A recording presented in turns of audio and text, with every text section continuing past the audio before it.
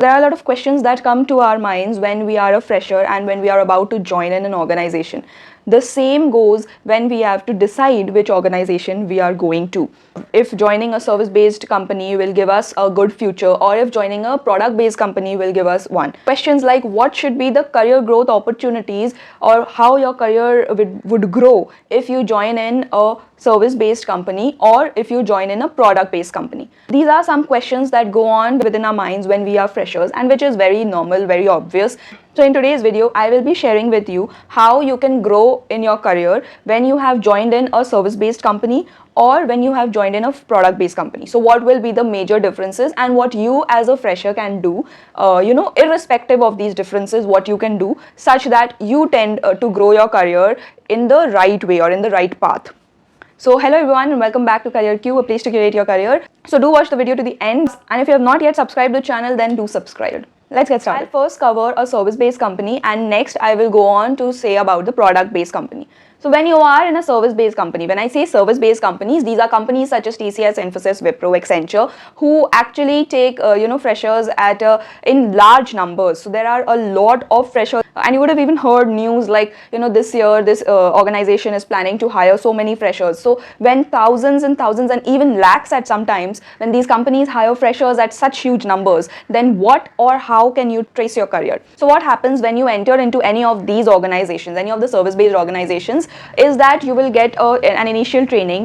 This will not be aligned with your interests or maybe your previous knowledge or experience or anything as such. They put you into training on various technologies, which is a random throw, and it is completely in their hands what they are assigning you to. So that is something that you cannot really control, none of us can. So we have to undergo the training in the domain that they have assigned us for. And then after this training is over, they will again put us to some project which is based on their business need, okay? So these can be support projects, these can be development projects also. If these are development projects, then these can be on any technology for that reason, and you might not be knowing it, you might be knowing it, you might not be interested. These companies really don't care. They just want professionals to be there, and thus they will be keeping you there. So that is how a service-based company goes on. So here what happens is that your interest or what you want to become, that gets compromised, or how much you know something, how much you want to grow in that something or that technology is something that gets compromised. And you have to work in accordance with what they have given you. Now say for example, you are someone who is very fond of coding, but you might be put into a support project, okay? And there can be another person for that reason who is very reluctant to do this coding bit, who is always hiding from this coding bit and wants to do some functional role or some techno-functional role, but he or she is deliberately put in a project where he has to learn the technology and then deliver the whatever is the requirements, and failing to do so will of course lead to some other issues. It is only for 5% of the people who might get what they want and what they are really interested, and they want some technology and they get an opportunity in that technology itself. They want to become, say, a data scientist, and they are getting an opportunity or a project wherein the work is related to data scientists, and they get to learn a lot more. Now that is sheer luck. If you hear that from someone, then that is that person is one of the luckiest persons who have joined the organization probably. So yeah, that is how the picture looks like when it is for a service-based company. Now I'm not painting it all red and all red flags here. Here also, if you see, there are a lot of career opportunities. When I say this, I mean because all of these organizations have tie-ups with third-party learning sites. So sites like Coursera, Udemy, LinkedIn Learning, and different other sites these organizations have their tie-ups with. And now as a fresher also, they do not give you real a lot of work. Yes, your work hours can get extensive, and you can be working for 12 hours straight or 10 hours straight for some time, but then you have the remaining amount of day and you have those materials. So what you can do is you can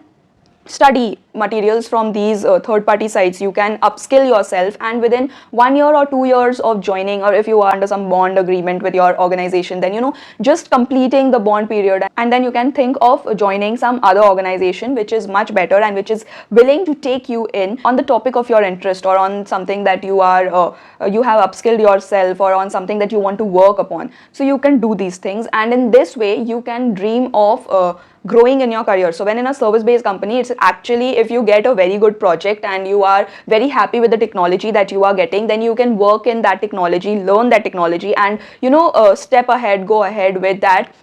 And after a few years, when you get experienced, you can then switch to other company, and then go in within that technology only you grow.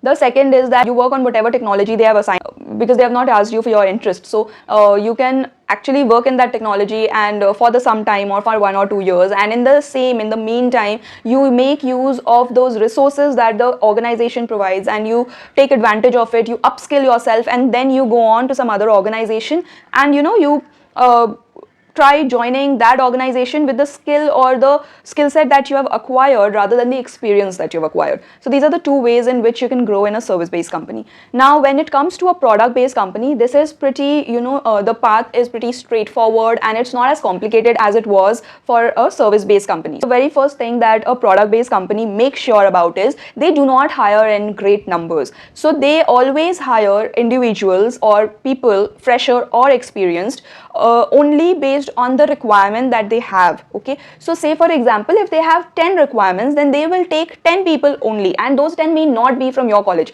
All over India, they will take 10 people or 20 people, whatever is their requirement, they will take only that number of people, and they will not take thousands and lakhs of people.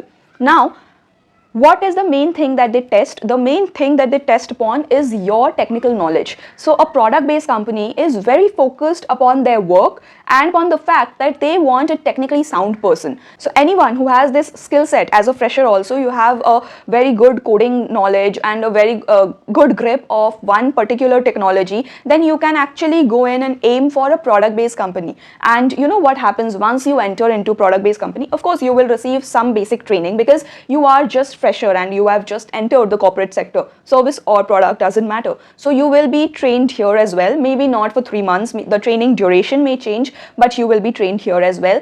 And after you receive this training, post that, you will be put on the technology in which you were interviewed and in which you were trained, because they have only come for the particular typical vacancies that were there. They know, and they have their target set that you or this particular candidate will be placed in this position, and that will be completely in alliance or in alignment with the skill sets that you have, or you have interviewed for. After that, you will be working for a particular product, whatever it may be. Okay, when I say product-based companies, it is they are Google, Microsoft, Amazon, and these types of companies. So whatever are their products, say Microsoft has Windows as their product, so you will be working into development or testing, or the different parts of that particular product. So your technical skills will become more and more and more sound as you become an experienced professional here. So as soon as you go into this project, you will be dealing with all the technical stuff rather than the functional, because you were not hired for a functional role. You will get your hands-on experience in the technical field itself, and you will learn a lot more over here. So you don't need to depend on third-party sites when it comes to a product-based company, and that is why here, just by working, you will be getting a very good knowledge, a very good exposure of the technology, and you will be very sound, and you can proceed with your career. So here, for a career growth, you just need to work. And if you are confident and if you know some technology, then it won't be difficult for you to work also. And also, if you get stuck sometimes or at some place, then your work will actually teach you, and in hand you will grow in your knowledge level. Also, for service-based companies, the hike percentage is very less. So for growth, you need to switch companies. That is one major thing, or one major difference that exists between a service-based company and a product-based company. A service-based company gives you a hike which will not be sufficient enough, and you will actually, in a span of 1, 2, 3 years down the line, you will actually have to switch. Whereas when you are in a product-based company, the scenario is a bit different, because here the compensation that you get year after year is higher as compared to the service-based company, and hence you might think of staying here for a longer period of time and going to another organization if and only if you feel that what you're getting is not enough. I have discussed on the basis of knowledge and professionally on the basis of financial conditions as well, how your career growth will look like in a service-based company and how it will look like in a product-based company. That's it. That's all that I have for you in today's video. If you have any other doubts, put them down in the comments. If you have liked today's session, put a thumbs up. If you have not subscribed to our channel, do subscribe. And we'll meet again with another topic. Till then, take care. Bye-bye.